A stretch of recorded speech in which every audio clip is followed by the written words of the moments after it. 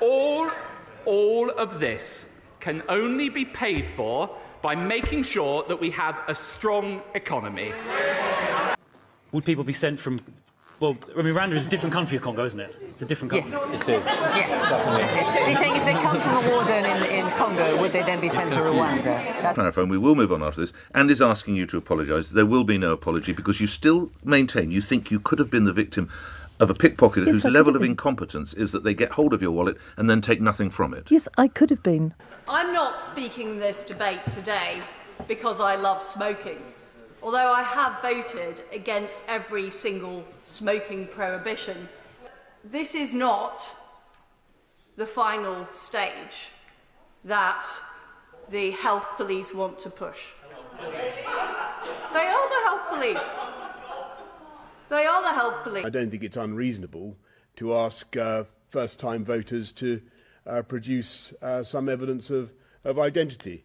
So he turned up to vote, having been Prime Minister when the legislation was introduced demanding that you come with photo ID when voting. Guess what?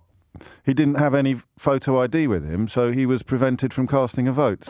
Has he finally realised that when he stabbed Boris Johnson in the back to get his mate into number 10, he was ditching their biggest election winner for a pint-sized loser?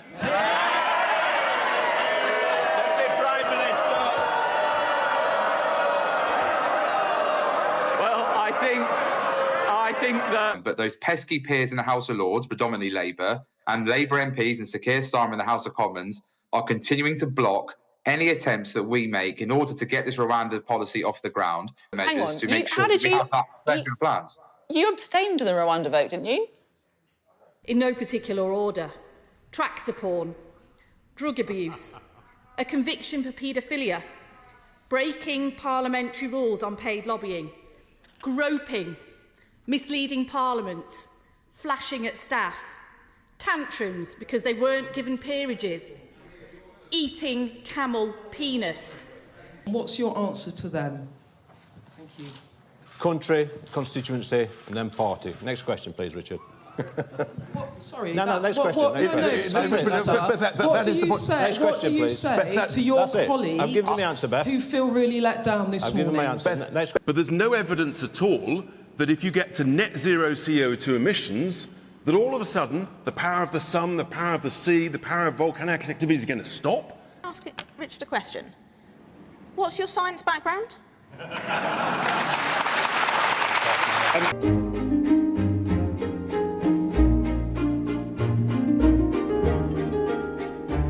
Earlier today, I spoke with His Majesty the King to request the dissolution of Parliament. The King has granted this request, and we will have a general election on the 4th of July.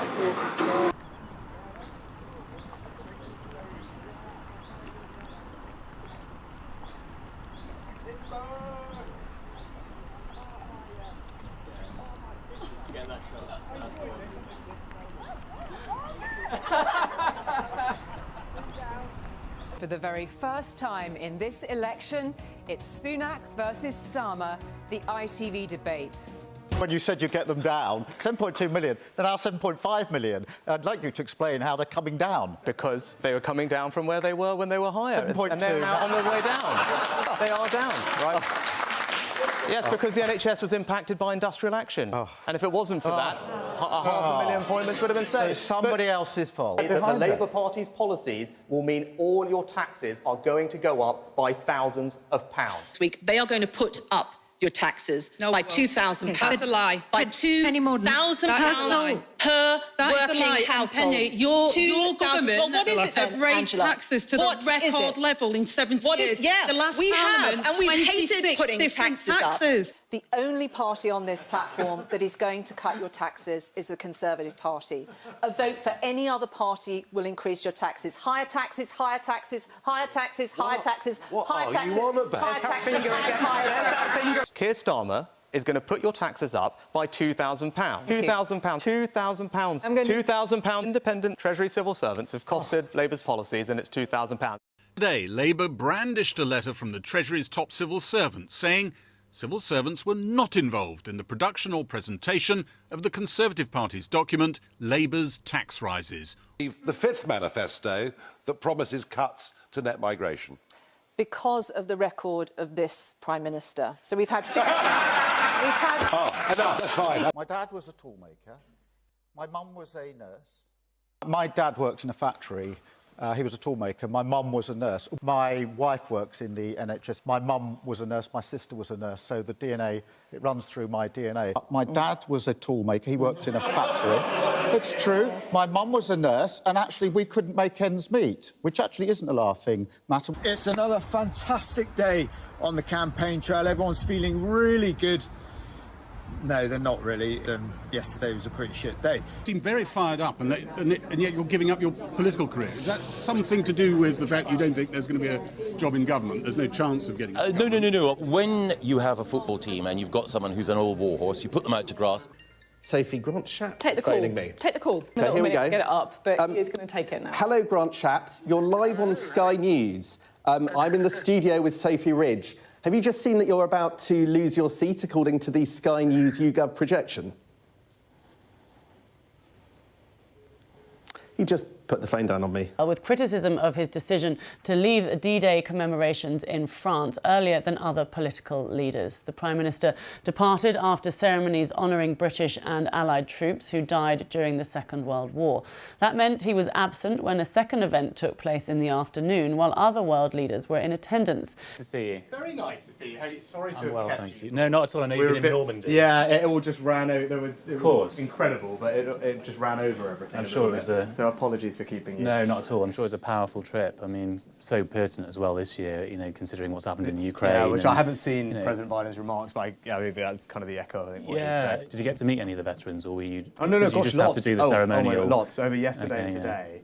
Yeah. Yeah, I've already spoke to almost everyone that was there. What did you go without as a child? We went out with lots of things, right? Because my parents wanted to put everything into our education, and that was a priority. So what sort of things had to be sacrificed? Lots of things, right? Can you give me an example of All something? sorts of things. So, like lots of people, there'll be all sorts of things that I would have wanted as a kid that I couldn't have, right? Famously, Sky TV. So that was something that we never had growing up. They are being told that the stories of Columbine don't matter. All they're being told are the bad things that we did in our history. And I'm standing up and saying, enough. We should be proud of who we are, where we come from.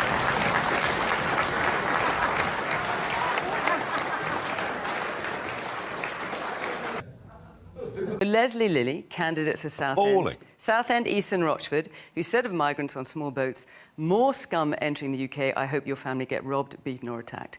Well, people like Lilly from... I mean, honestly, what he said is criminal. So why is he your candidate? Wrong.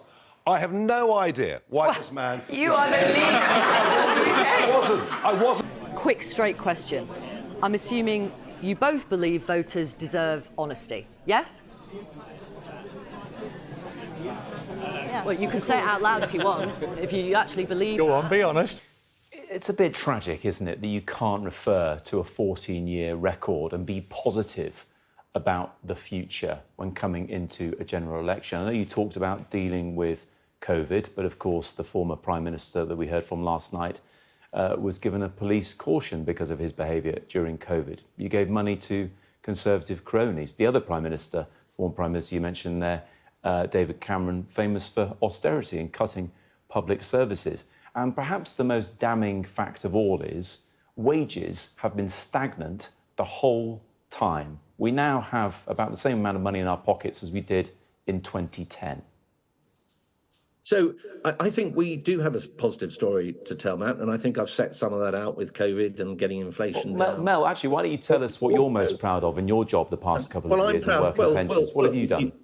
I've... So long, you kept me waiting so long, so long. Let me serenade you with one last song. You're back where you belong. So long, so long, so long. It is not merely stunned, it has ceased to be, expired and gone to meet its maker.